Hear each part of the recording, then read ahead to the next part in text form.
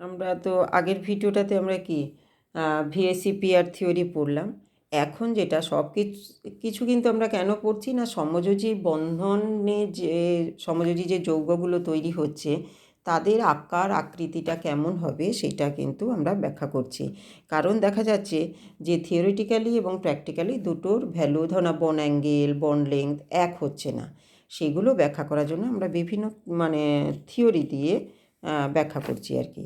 এবার যেটা আমরা করব সেটা হচ্ছে যে ভ্যালেন্স বন্ড তত্ত্ব, যেটা হচ্ছে আর কি ভ্যালেন্স বন্ড থিওরি, যেটা যে ভ্যালেন্স বন্ড থিওরি। এই ভ্যালেন্স বন্ড থিওরি পড়তে গেলে আমাদের পারমাণবিক অরবিটাল জিনিসটা, পারমাণবিক কক্ষক বা অরবিটালটা একটু জানতে হবে। এই ভ্যালেন্স বন্ড থিওরি কিছুই না, বলা হচ্ছে যে ভ্যালেন্স বন্ড মানে ভ্যালেন্স সেলে যে ইলেকট্রনগুলো আছে সেই ইলেকট্রনগুলোর অভিলেপন ঘটছে আর কি। অভিলেপনের ফলে এনার্জি কমে যাচ্ছে এবং তখন বন্ধনটা তৈরি হচ্ছে। এই যে বিভিন্ন অরবিটালগুলো যে আছে সেইগুলোর ওভারল্যাপ হচ্ছে।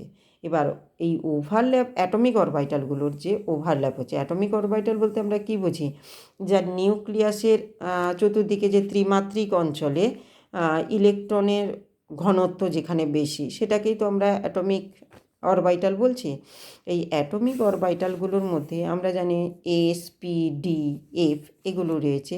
আপাতত আমরা দেখব যে এই এস, পি, ডি, এফ এইগুলোর আমাদের একটু জানতে হবে। এই যে এস অরবিটাল, এই এস অরবিটাল মোটামুটি আমরা জানি যে গোলাকার ত্রিমাত্রিক অঞ্চল। এই এসটা হচ্ছে গোলাকার ত্রিমাত্রিক অঞ্চল। তবে এই এর কিন্তু সর্বত্র যে আবার ইলেকট্রনের ডেনসিটি সমান তা নয়। যেমন দেখা যায় যে 1s অরবিটালে মোটামুটি এক হলেও 2s অরবিটালে দেখা যায় একটা এলাকায় এটা যদি 1s হয়, 2s-এ কিন্তু দেখা যায় যে এর সর্বত্র কিন্তু ইলেকট্রন ঘনত্ব সমান নয়। একটা নিউক্লিয়াসের চতুর্দিকে একটা এলাকা দেখা যায় যে এই এলাকাটায় এখানে খুবই অল্প ইলেকট্রন ডেনসিটি, আবার তারপরে বেশি। এই যেখানে কম সেটাকে ইলেকট্রন যে মধ্যবর্তী জায়গাটায় ঘনত্বটা কম সেটাকে আবার বলা হয় নোড আর কি। 1s-এ কোনো নোড নেই, 2s-এ একটা এবং 3s-এ দুটো, এটাই আমাদের এস অরবিটাল। আর এস অরবিটালে তো একটাই স্কোয়ার থাকে আমরা জানি।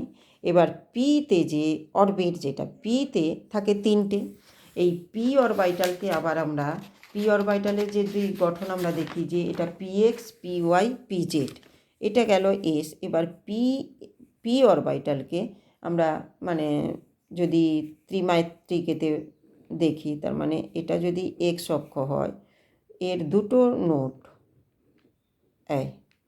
এটা হচ্ছে পিএক্স। আবার ওয়াই অরবিটালটাকে তো আমরা এভাবে যদি দেখাই, এটা হচ্ছে পিওয়াই।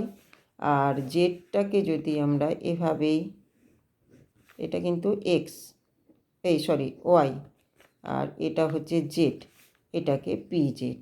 মানে এদের আকৃতিগুলো আমরা পি অরবিটালের আমরা দেখছি। আর ডিতে তো পাঁচটা, ডি আমরা জানি ডিতে পাঁচটা স্কোয়ার থাকে, পাঁচটা যে কক্ষগুলি থাকে তাদের আকৃতিগুলো মোটামুটি ডি তো পাঁচটা আমরা প্রথমেই যদি এভাবেই এঁকে নিই, 1, 2,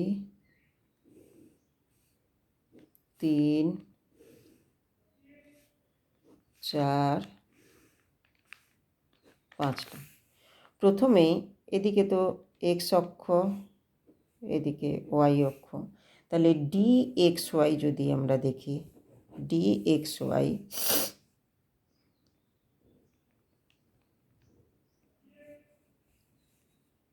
এক্স ওয়াই তলে ডি এক্স ওয়াই। এবার ডি এক্স জেড বা ওয়াই জেড যদি ধরি, তার মানে এটা ওয়াই হবে, এটা জেড হবে। সেখানেও দেখব ওয়াই জেড প্লেনে, এগুলো কিন্তু দুদিকে সমান হবে। এই যে ডি ওয়াই জেড, এটা ডি ওয়াই জেড। এবার ডি এক্স জেড যদি হয়, ডি এক্স জেড হলে তার মানে এটা এক্স অক্ষ, এটা জেড অক্ষ, এখানেও তাই। তারপরে এটা হলো এক্স জেড চলে গেল। এবার D X square minus Y square যদি হয়, D X square minus Y square, সেক্ষেত্রে আমরা দেখব এটা এক্স অক্ষ, X square minus Y square, এটা ওয়াই অক্ষ, এটা কিন্তু এই অক্ষ বরাবর এই। আর D Z square, D Z square এটা জেড। তাহলে আমরা এইভাবেই মোটামুটি এগুলো কিন্তু আমাদের একটু আইডিয়া থাকতে হবে। এই যে কক্ষগুলোর এইগুলোর ওভারল্যাপ, কখনো এস এস, কখনো এসপি, কখনো এসপি ডি, তিনটি ওভারল্যাপ হচ্ছে এখানে। যেমন ধরো এগুলোর ওভারল্যাপের ফলে কখনো সিগমা বন্ড, কখনো পাই বন্ড তৈরি হচ্ছে। যেমন এরকম একটা এস, ধরো না 1s বা 2s, একটা হাইড্রোজেন যদি ধরি, এখানে হাইড্রোজেন আর পি অরবিটালের এরকম ওভারল্যাপ হতে পারে, এটা পিএক্স বা, তাহলে এটা এই যে এই জায়গাটায় কিন্তু সিগমা বন্ড তৈরি হলো, এই যে এই জায়গাটা সিগমা বন্ড তৈরি হলো। তাহলে এটা 1s ধরলাম, হাইড্রোজেন মানে 1s। আবার যদি এর সঙ্গে এইচএফ মানে ফ্লোরিন যদি ধরি, তার মানে এটা হচ্ছে ফ্লোরিন, মানে কি হচ্ছে পি চলে আসছে, 2px। তার মানে এটা আমরা এইচএফ পরমাণুটা যদি একটা ভাবি, HCl, এইচএফ ইত্যাদি, এইটা এই যে জিনিসটা এইটা তৈরি হলো, এই ওভারল্যাপের ফলে এটা তৈরি হয়ে গেল HF। এটাকে আমরা প্রথমে এইভাবেই দেখাতে পারি। প্রথমে ধরনা এটা 1s হাইড্রোজেনের, এটা হাইড্রোজেন প্লাস প্লাস ফ্লোরিনেরটাকে আমরা এভাবে দেখাতে পারি, এই যে ফ্লোরিনের এটাকে 2px, এটা দেখালাম, এটা হাইড্রোজেন, এটা ফ্লোরিন দিয়ে এভাবে তৈরি হয়ে গেল, এই যে সিগমা বন্ড তৈরি করলো। অনুরূপভাবে দুটো পিপি হতে পারে, মানে যদি দুটো পিপি হবে কোন জায়গায়, যদি আমরা দুটো ফ্লোরিন অণু নিয়ে নিই বা দুটো অক্সিজেন অণু যদি নিয়ে নিই, O2 যে তৈরি হয়েছে, সেখানে অবশ্য পাই বন্ড আছে, তাই দুটো এখানে HF নিয়েছি, দুটো শুধু ফ্লোরিন নেই, F2 যদি তৈরিটা আমরা দেখি, F2তে মানে কি এখানে 7টা মানে পি আছে, বাইরের কক্ষে পি, তাহলে পি যে ওভারল্যাপটা হবে, মানে একটা ফ্লোরিন পরমাণুর পি আর একটা ফ্লোরিন পরমাণু প্লাস, এটা হচ্ছে একটা ফ্লোরিন পরমাণুর 2px প্লাস আর একটা ফ্লোরিন পরমাণুর, এই হলো আর একটা ফ্লোরিন পরমাণু, তারও যদি 2px, এটা যদি 2p তো আসবেই, p মানে তো 2 আসবে। এই দুটোর যদি ওভারল্যাপ আমরা দেখি, তাহলে এভাবেই হবে ওভারল্যাপ, এই যে এইখানে সিগমা বন্ড তৈরি হয়ে যাচ্ছে। তার মানে এটা হলো এফ এফ। এই ভ্যালেন্স বন্ড থিওরি এটাই বলছে যে এই ওভারল্যাপগুলো হচ্ছে। এবার এই যে ওভারল্যাপটা, এটাকে আমরা বলছি হেড অন ওভারল্যাপ। এই ওভারল্যাপ দুভাবে হতে পারে, এটা হলো হেড অন ওভারল্যাপ। আর একটা ওভারল্যাপ যেটা হতে পারে, এই হেড অন ওভারল্যাপে কিন্তু সিগমা বন্ড তৈরি হয়। আর আরেকটা হচ্ছে সাইডওয়েজ ওভারল্যাপ, যেটাতে পাই বন্ড তৈরি হয়। আর এই সিগমা বন্ড কিন্তু অনেকটা বিস্তার জুড়ে হয়, তাই সিগমা বন্ড কিন্তু স্ট্রং পাই বন্ডের থেকে। আবার এই সিগমা বন্ড বিভিন্নভাবে হয়, এস এস, এসপি, পিপি। এদের আবার অর্ডার যেটা, যে এই যে স্ট্রেংথ আর কি, বন্ধনের ক্ষমতার অর্ডারটা, তাহলে সিগমা বন্ড তো হয় দুটো এস হতে পারে, একটা এস একটা পি, দুটো পি হতে পারে। এদের যে স্ট্রেংথটা দেখা যায়, যে বন্ড অর্ডারের যে স্ট্রেংথটা, P P greater than S P greater than S S, এই গেল আমাদের সিগমা বন্ড। এরপরে যেটা হচ্ছে পাই বন্ড, তার মানে এগুলো হচ্ছে সব, এই যে সিগমা বন্ড তৈরি হচ্ছে, এগুলো আমরা দেখতে পাচ্ছি যে হেড অন ওভারল্যাপ, এইগুলোকে বলা হচ্ছে হেড অন ওভারল্যাপ এইগুলো। তার মানে এই ওভারল্যাপটা হচ্ছে হেড অন ওভারল্যাপ, তার মানে হচ্ছে মানে মুখোমুখি মুখোমুখি আর কি ওভারল্যাপ। Head on overlap. তা এর ফলে আমাদের কি তৈরি হলো? হেড অন ওভারল্যাপের ফলে সিগমা বন্ড তৈরি হলো। এরপরে আমরা পাই বন্ড তৈরি করছি। পাই বন্ড যেটা তৈরি হচ্ছে, পাই বন্ড ফর্মেশন। পাই বন্ডটা যেটা হচ্ছে, যদি আমরা কার্বন কার্বন মানে ডাবল বন্ডটা আসতে হবে, তো যদি কার্বন কার্বন আমরা দেখি, ধরো একটা কার্বন আর একটা কার্বন, এর যে পি অরবিটাল তিনটে অ্যাক্সিস যদি আমরা এঁকে নিই, ধর না এর এটা এক্স ওয়াই জেড, যদি এই কার্বনের জেনারেলি আমরা প্রথমে সিগমা বন্ডের জন্য রেখে দিই পিগুলো, লাস্টেরটাকে আমরা মানে পাই বন্ড তৈরির জন্য করি। এটা নাও হতে পারে, যদি ট্রিপল বন্ড থাকে সেখানে তো দুটো পাই হয়, সেখানে ওয়াই জেডটাকে ধরে নেওয়া হয়। ডাবল বন্ড হলে সেখানে জেডটা পাই বন্ড ফর্ম করছে আমরা ধরে নিই আর কি। তাহলে এই যে পি জেড, এটা হচ্ছে 2p জেড, কার্বনে পি আসছে মানে তো 2 আসবে জেড অরবিটাল। আর একটা কার্বনেরও যদি আমরা ধরি, এখানে আমরা ডাবল বন্ড ধরছি বলে ট্রিপল বন্ড ধরলে ওয়াইটাও চলে আসে পাই বন্ড ফর্মেশনে।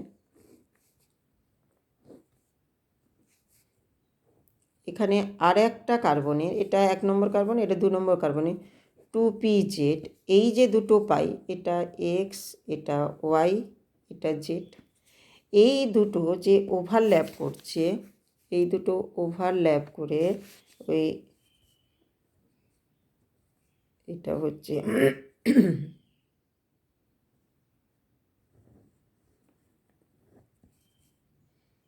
আর এখানে যদি হয়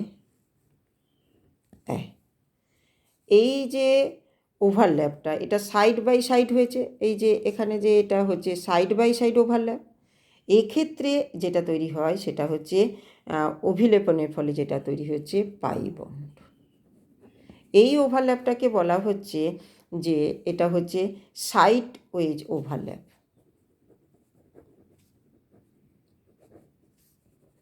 এর ফলে কিন্তু ওভারল্যাপ পাই বন্ড তৈরি হয়, এবং এই পাই বন্ড কিন্তু অনেকটা উইক বন্ড, কম বিস্তার আর কি ওভারল্যাপ অঞ্চলটা।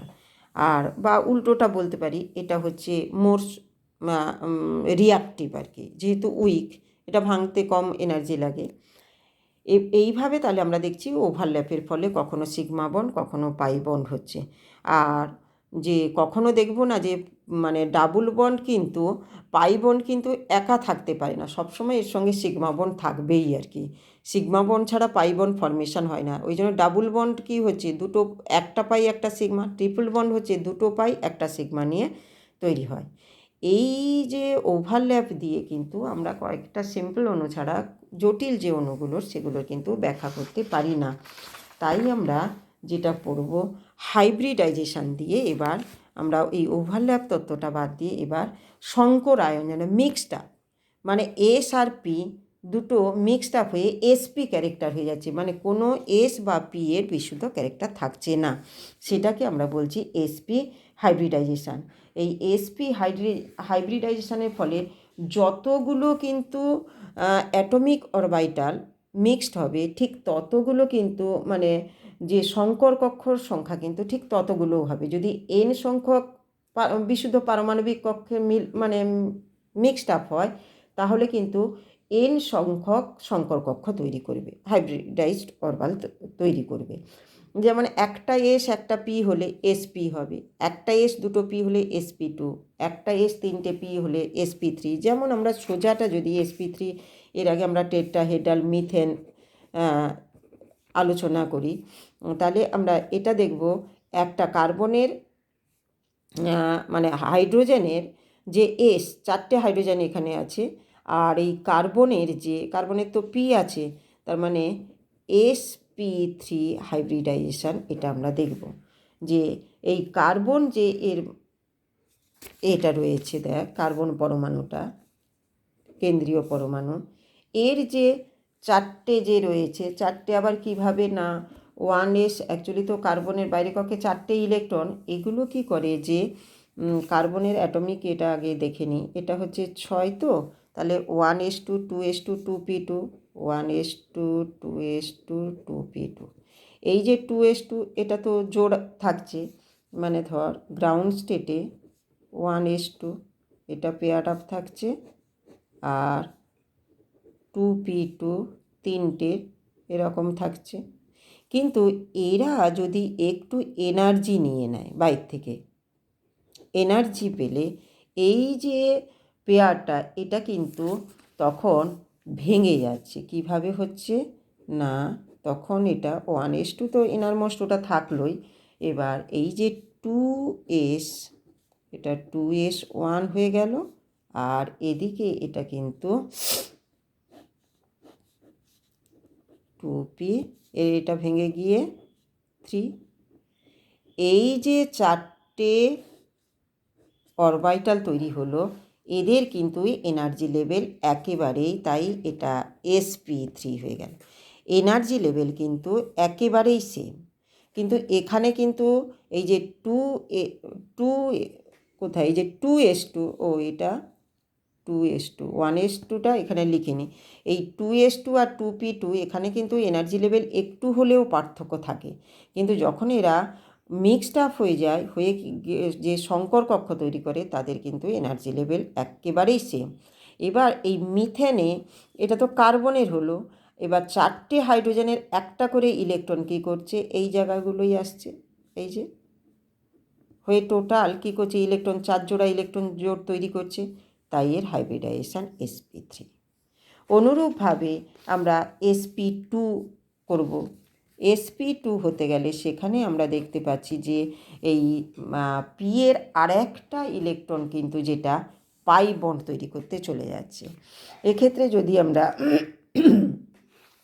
sp2 হাইব্রিডাইজেশন দেখি, সেক্ষেত্রে যদি আমরা C2H4 যদি দেখি, এই C2H4-এ দুটো কার্বন, এই দুটো কার্বন যদি আমরা এভাবে দেখি, এদের মাঝখানে দুটো কার্বনের এই যে এর দুটো হাইড্রোজেন আর এই হাইড্রোজেন, আর এখানে কার্বনের যে আর একটা করে ইলেকট্রন ছিল সেটা পাই বন্ড তৈরি করছে। পাই বন্ডটা আমাদের ধরা হয় না, তাই এক্ষেত্রে sp2, ওই জন্য sp3 না হয়ে এখানে হাইব্রিডাইজেশন কিন্তু sp2, যেটা pz, এটা আমরা এভাবেই যদি দেখাই, মানে এটা 1 নম্বর কার্বন, এটা যদি 2 নম্বর কার্বন দেখি, এই 1 নম্বর কার্বনে দেখ এর কটা, 4টে ইলেকট্রন, 4টে ইলেকট্রনটাকে আমি দেখাচ্ছি 2s1, মানে এক্সাইটেড স্টেটে 2s1, আর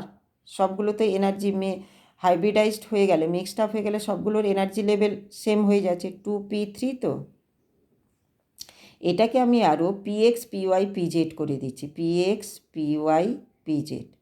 এর কি করলো, এই যে এসের একটা পির দুটো, তার মানে sp2, এই দুটো কিন্তু সিগমা বন্ড তৈরি করলো, আর পিজেডটা থাকলো যেটা, এটা C2 কার্বনের পিজেটের সঙ্গে পাই বন্ড তৈরি করলো, তাই এর হাইব্রিডাইজেশন, প্রতিটা কার্বনের হাইব্রিডাইজেশন হয়ে গেল sp2। বোঝা গেল? এরপরে sp3, sp3 না, sp-তে আমরা দেখব ঠিক দুটো, মানে যে 4টে আনপেয়ার ইলেকট্রন, তার মধ্যে দুটো সিগমা বন্ড তৈরি করলো আর দুটো পাই বন্ড তৈরি করতে চলে গেল। তাহলে sp হলে, sp-র উদাহরণ অ্যাসিটিলিন C2H2, এখানে sp হাইব্রিডাইজেশন। এরপরে এ তো শুধু s আর p এর মিক্সড আপ হলো।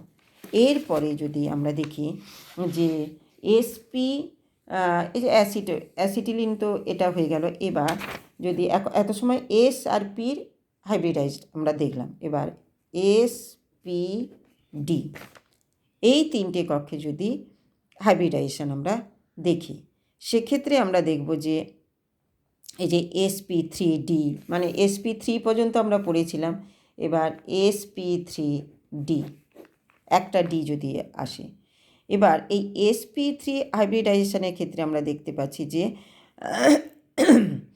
তার মানে কটা, 3 4 5, 5টা, মানে ওই যে ট্রাইগোনাল বাইপিরামিডাল এরকম এগুলো বন্ধন জোড়ের সংখ্যাটা দেখেও তো আমাদের আকৃতিটা আসবে। এর উদাহরণ হচ্ছে এক্সাম্পল PCl5 যদি আমরা দেখি, মানে কেন্দ্রীয় পরমাণু ফসফরাস, এই ফসফরাস হচ্ছে কেন্দ্রীয় পরমাণু, এর 5টা ইলেকট্রন, 5টা ইলেকট্রনের মধ্যে দেখ 5টা ক্লোরিন পরমাণু আছে, 5টা সিগমা বন্ড এ করলো।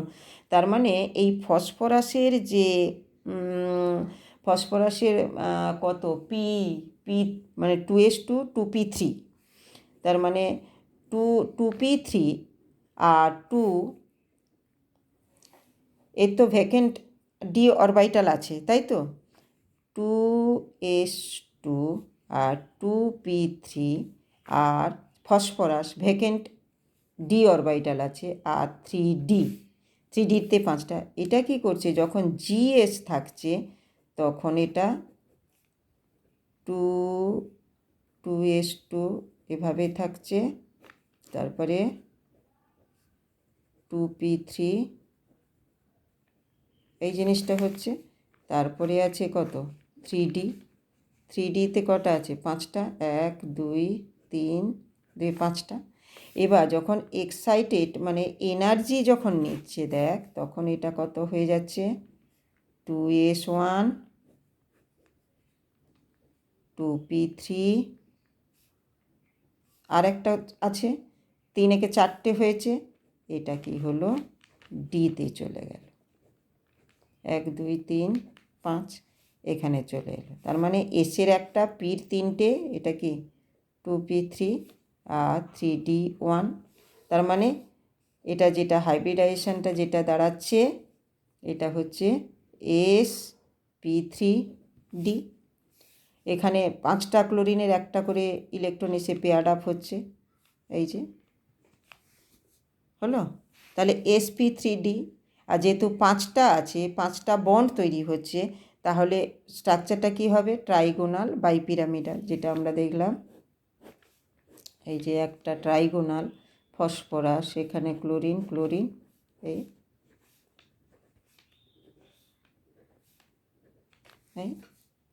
তাহলে এই যে হাইব্রিডাইজেশানগুলো, কিন্তু আমাদের এই হাইব্রিডাইজেশান দিয়ে আমরা কিন্তু অনেকটা এদের গঠন ব্যাখ্যা করতে পারছি। এরপরে যদি আমরা দেখি sp3d2, মানে আমাদের তো sp3d হলো, এরপরে sp3d2, তার মানে 3 2 5 একে 6টা বন্ধন জোড়, এখানে 6টা হচ্ছে। এই sp3d2 এর এক্সাম্পল SF6। এবার দেখ সালফারের 6টা ইলেকট্রন, 6টা ইলেকট্রনের মধ্যে আমরা দেখি 2s2 2p4, এইটা 2s2 একটু ওপরে দেব যখন গ্রাউন্ড স্টেটটা দেখাবো, 2p4 মানে একটা পেয়ার আপ, বাকি দুটো এটা এইটা। এবার এইটা এরও তো কি আছে 3d আছে, 3d আছে যেটা ভেকেন্ট, 1 2 3 এটা। এক্সাইটেড স্টেট হলে তখন কি হচ্ছে, এটা এক্সাইটেড স্টেটে কি হচ্ছে যে এই ইলেকট্রনটা এইগুলো আনপেয়ার হয়ে যাচ্ছে। এক্সাইটেড স্টেটে যেটা হচ্ছে দেখ,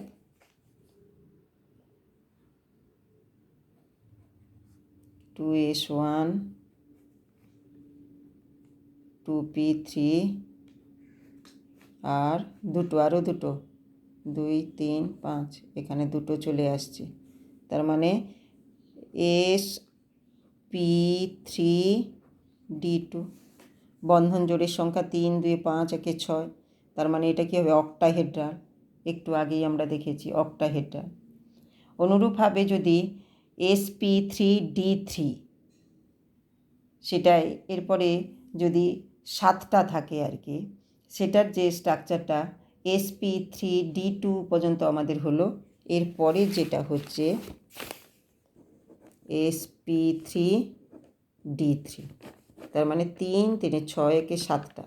এর এক্সাম্পল যেটা আমরা দেখব IF7, বুঝে যাচ্ছে। এই আয়োডিনের 7টা ইলেকট্রন বাইরের কক্ষে, 7টা ইলেকট্রন মানে কি, আমি 7টা মানে 1s2 2s2 2p, কত আসছে রে 2p, মানে 7টা হলে 2s2 আর 2p, কত এটাতে কত ছিল 2p4 2p 5, 2s2, তার মানে টোটাল 7টা ইলেকট্রন। এটা কত হচ্ছে 5, 6টা থাকার কথা 5টা। এবার এক্সাইটেড স্টেটে কত হবে আমি একেবারে দেখিয়ে দিচ্ছি। তার মানে এটা 2s1, 2p3 সব আনপেয়ার হবে তো, তার মানে 5 2 7টা। তার মানে এবার ডিতে 3d 1 2 3 5, তার মানে এখানে 7টার 4টে হয়েছে, আরও 3টে। তার মানে দেখ sp3d3 3 3 6 একে 7টা বন্ধন জোড়। তাই এই 7টা বন্ধন জোড় থাকলে সেক্ষেত্রে আমাদের যেটা হয়ে যায়, এটাকে আমরা কি বলি যে এর গঠনটাকে এইভাবে যদি আমরা দেখাই, 7টা জ্যামিতিক আকৃতি, মানে এটাকে বলা হয় পেন্টাগোনাল বাইপিরামিডাল। পেন্টাগোনাল বাইপিরামিডালটাকে আমরা যদি এভাবে দেখাই, পেন্টাগন তো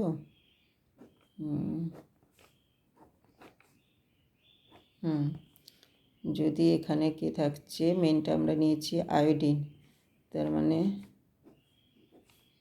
5টা হলো, 5 থেকে এটা ফ্লোরিন ফ্লোরিন ফ্লোরিন ফ্লোরিন আর 7টা পেন্টাগোনাল বাইপিরামিডাল। তাহলে এইভাবে কিন্তু আমাদের এগুলো আস্তে আস্তে করে পড়তে হবে। আর একটা যেটা হচ্ছে, এই যে কেন্দ্রীয় পরমাণুর সংকরায়ন নির্ণয় করার জন্য একটা ফর্মুলা আছে, সেটাও কিন্তু আমাদের পড়তে হয়। সেটা কিন্তু অনেকটাই সোজা, ফর্মুলাটা একটু মনে রাখতে হয় যে কেন্দ্রীয় পরমাণু সংকরায়ন নির্ণয় করার জন্য আমরা যে কক্ষকের সংখ্যাটা নির্ণয় করলে কিন্তু তার সংকরায়নটা নির্ণয় করা যায়। সেই কক্ষকের সংখ্যা যদি এইচ হয় আর কি, সেই এইচ ইজিক্যাল টু, যেটা বলছে এই ফর্মুলাটা বইতেও আছে, দেখে নিবি, যে হাফ ইন্টু কেন্দ্রীয় যে পরমাণুটা তার যোজ্যতা কক্ষের উপস্থিত ইলেকট্রন সংখ্যা, মানে ভ্যালেন্স ইলেকট্রন সংখ্যা কেন্দ্রীয় পরমাণুর, কিন্তু এইটা প্লাস যে একযোজী পরমাণুর সংখ্যা, ভ্যালেন্স ইলেকট্রন সংখ্যা, এটা কিন্তু কেন্দ্রীয় পরমাণুর ভ্যালেন্স ইলেকট্রন সংখ্যা প্লাস একযোজী, দ্বিযোজী হলে কিন্তু হবে না, একযোজী পরমাণুর সংখ্যা। এটা একটা জেনারেল লেখা হচ্ছে। আর এবার যদি অনেকে চার্জযুক্ত থাকে, চার্জবিহীন থাকে, এক্ষেত্রে যদি ক্যাটায়ন হয়, ক্যাটায়নের বেলায় হলে মাইনাস ক্যাটায়নের আধান, মানে যেটা আমরা ওই যে প্লাস থাকলে আমরা -1 করে দিই, ক্যাটায়নের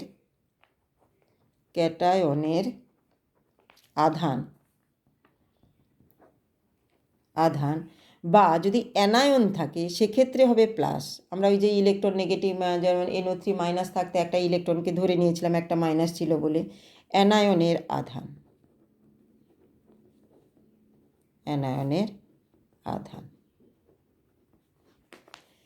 যদি আমরা একটা উদাহরণ নিয়ে দেখলে এটা কিন্তু আমাদের কাছে সোজা হয়ে যাবে। যেমন ধর PCl5, এই PCl5-এর ক্ষেত্রে এটা কি হচ্ছে, ফসফরাস, এর H ইজিক্যাল টু কী হবে, মানে ওই সংকরায়নে অংশগ্রহণকারী কক্ষের সংখ্যাটা আর কি, কী হবে, হাফ ফসফরাস হাফ ইন্টু এই যে ভ্যালেন্সেল ইলেকট্রন সংখ্যা, এটা কত 5, প্লাস একযোজী পরমাণুর সংখ্যা কত, 5টা ক্লোরিন 5, আর ক্যাটায়ন অ্যানায়ন কিছু নেই, তার মানে এটা এখানেই শেষ। এগুলোকে আমি -0 +0 করে দিতে পারি, তার মানে কত হচ্ছে 5।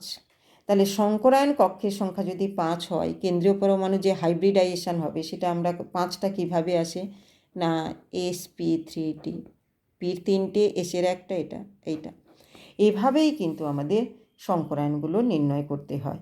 যদি চার্জযুক্ত হয় কিভাবে করব, ধর NH4+, এইটা এখানে কিন্তু এই NH4+, যেটা এখানে কেন্দ্রীয় পরমাণু, এর H ইজিক্যাল টু যেটা আমরা বের করব NH4+-এ, এখানে হাফ তো আছে ফর্মুলাতে, নাইট্রোজেনের বাইরে কক্ষে কটা, 5টা, আর এখানে 4টে একযোজী ইলেকট্রন, 4টে, আর একটা ক্যাটায়নের চার্জ 1, এই তার মানে এটা কত দাঁড়ালো, তাহলে 5 4 9 থেকে গেলে 8, তার মানে 4। তাহলে 4 মানে আমরা জানি কি sp3, তিনটে এসের একটা, এই হাইব্রিডাইজেশন। এভাবেই কিন্তু আমাদের যত সময় না লোন পেয়ার আসে তখন কিন্তু এদের আকৃতি বা এর কোনো মানে ডিস্টর্টেড হয় না, নর্মাল থাকে। এভাবেই কিন্তু হাইব্রিডাইজেশনের আমাদের এগুলো নির্ণয় করা যায় এই ফর্মুলাটা দিয়ে। তাহলে এই পর্যন্ত, এরপরে আমরা ক্লাসে বসে কিন্তু ইন্টারাকশানগুলো করব। এ তো আমি কোনো রকম করে একটু করেই পড়ালাম, এবার ইন্টারাকশান আমরা বিভিন্ন উদাহরণ নিয়ে করব।